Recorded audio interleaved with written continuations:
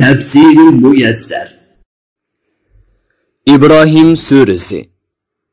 Nihayeti şefqatlik ve mehribon Allah'ның ismi bilan boshlayman. Alif, Lam, Ra. Bu xildagi harflarning bayoni Baqara surasining 5-ida o'tdi. Ey payg'ambar, bu Qur'on biz sana vahiy qilgan kitobdir.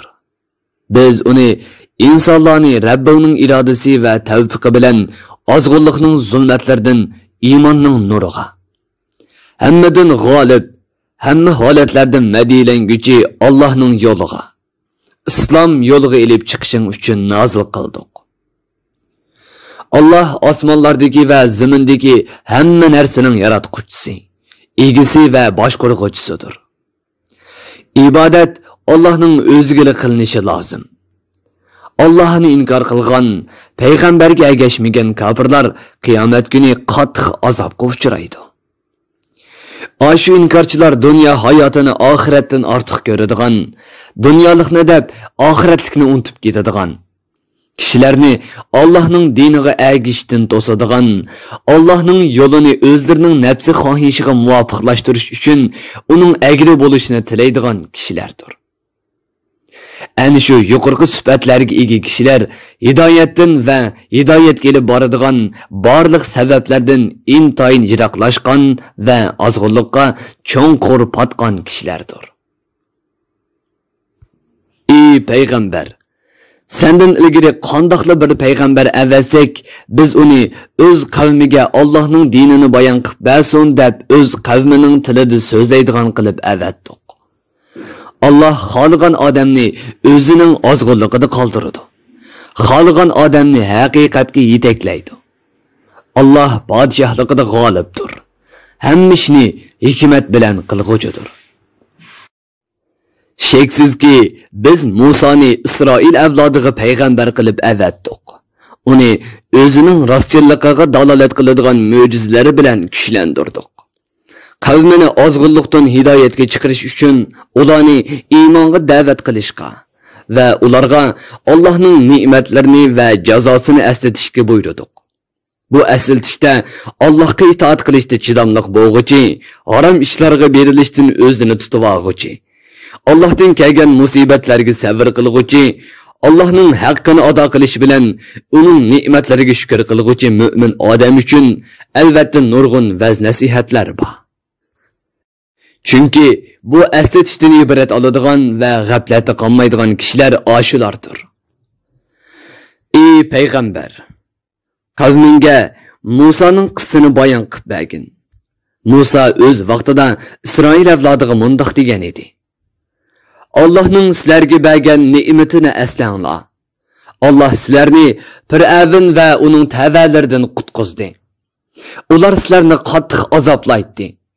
Fir'avnning taxtini o'rvatmasin deb o'g'il bolalaringlarni o'ltirib turadi. Qiz ayollaringlarni xizmatga selish uchun hayot qoldiradi. Bu balada va bu qutqizishda Rabbinglar tarafidan sizlarga cho'ng bir sinoq bor.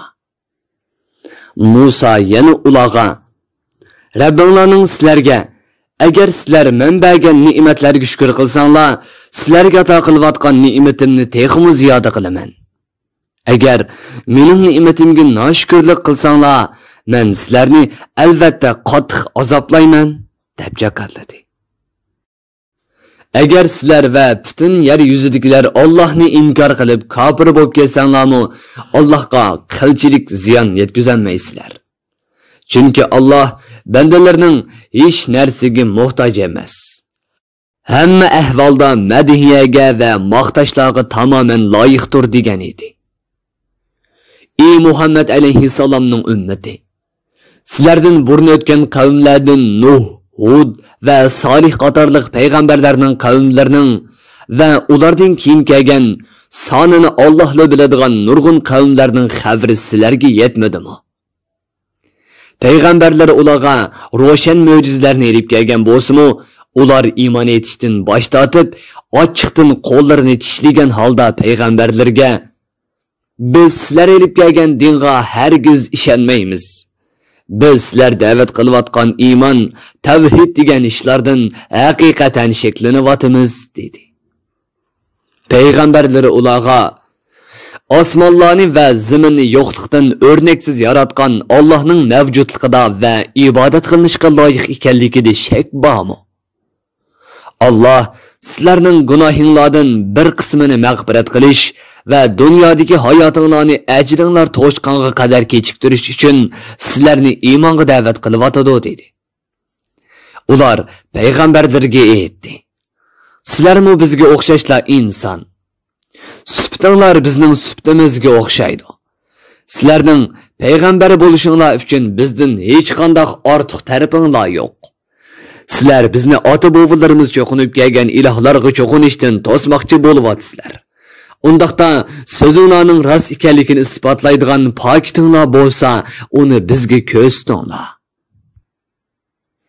Payg'ambarlar qavmlarining so'zlarini anglagandan keyin ularga aytdi: to'g'ri, biz sizlarga o'xshashli insonmiz. Lekin Alloh xohlagan bandalariga in'om qiladi va ularni payg'ambarlikka tanlaydi. Sizlar talab qilgan dalil pokitni biz o'z ixtiyorimiz bilan keltirolmaymiz. Uni faqat Allohning irodasi bilan ko'rsatamiz. Mu'minlar barliq ishlarda bir Allohga tayansin. Allah bizni haq dinning ko'rsatmalariga ergashish orqali oxiratning azobidan saqlanib qolishning yo'liga boshlagan bo'lsa, biz qandoqmi uningga tayanmaylik. Biz sizlardan yetgan yomon so'zlarga va har qanday aziyatga albatta sabr qilamiz.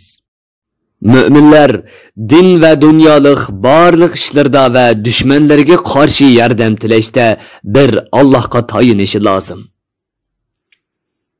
Payg'ambarlarning so'zlaridan ko'ngli siqilgan kofirlar ularga: sizlar bizning dinimizga qaytmaydigan bo'lsanglar, biz sizlarni cho'qim yurtimizdan haydab chiqaramiz dedi. Allah payg'ambarlarga aytdi: kofirlarni cho'qim halok qilamiz. Ularni halok qilgandan keyin payg'ambarlarni va ularga ergashgan mu'minlarni oshu kofirlarning zaminlarida turg'izamiz. Kafirlarni halok qilish va ularning zaminlarida mu'minlarni turg'izish qiyomat kuni mening oldimda hisob berishdan va azobimdan qo'rqqan kishilar uchun belgilanib bo'lgan ishdir. Payg'ambarlar Allohga iltijo qilib, uningdan dushmanlarga qarshi nusrat tilivdi.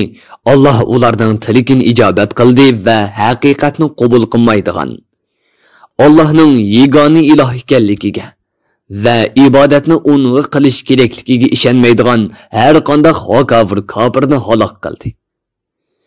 U kofirning oldida jahannam turadi. U jahannamga tashlanib, jahannam ahlining tanlaridan chiqqan qon va jiring aralash suv bilan sug'uriladi.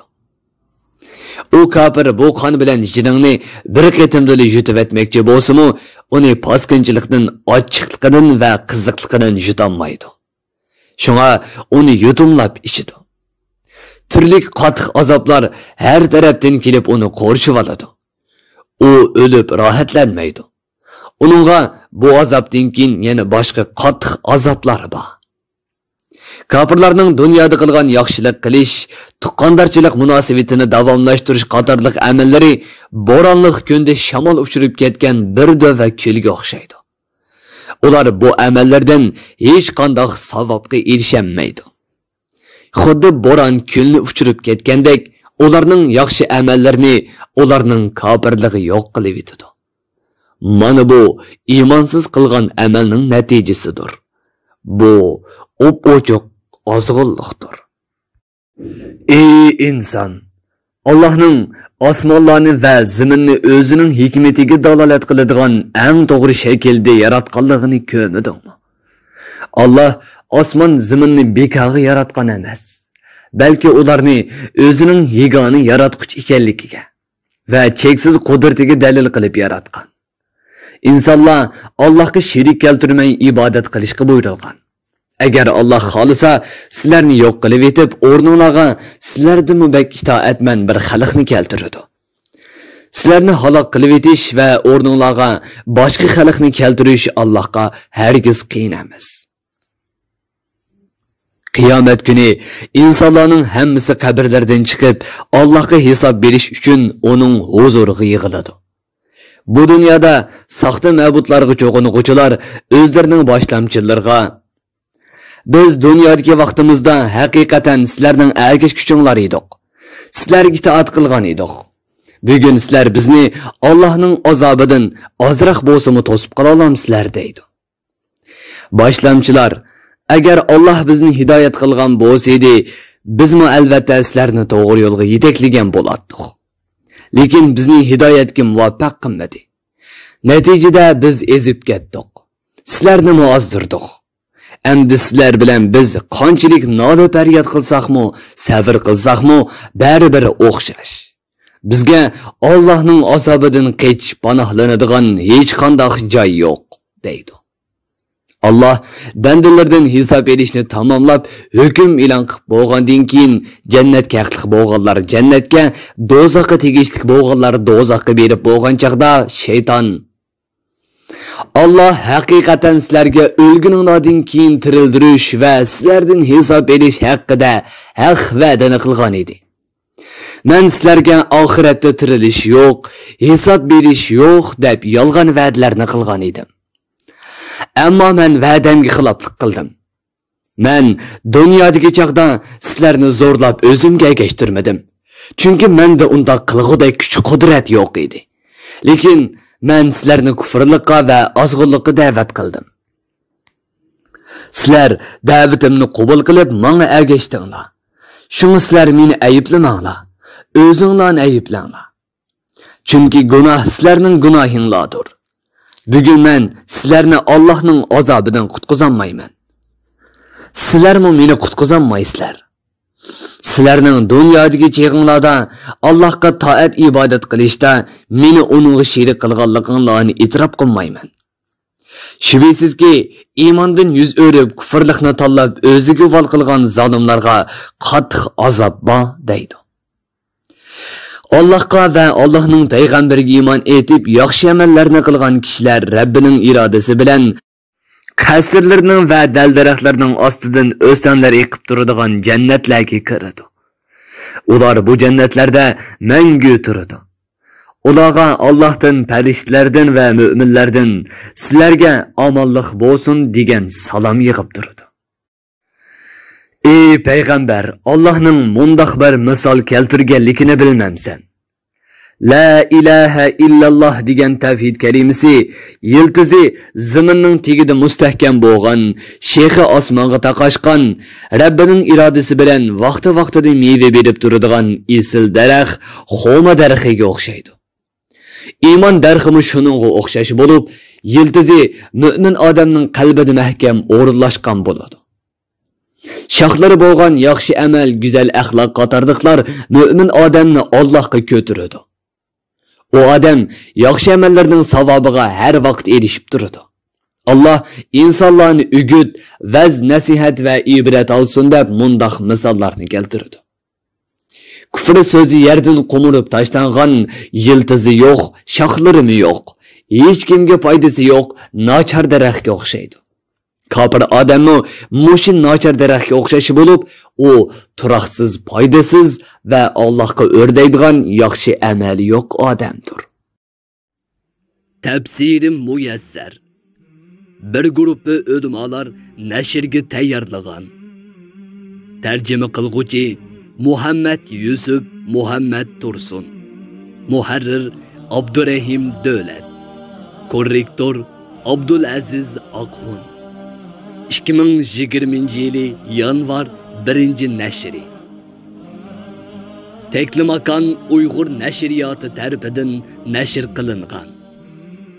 Mikrofon oldida İmran Abdug'ani Sadai. Bu asar avlod detallarida tarqitildi.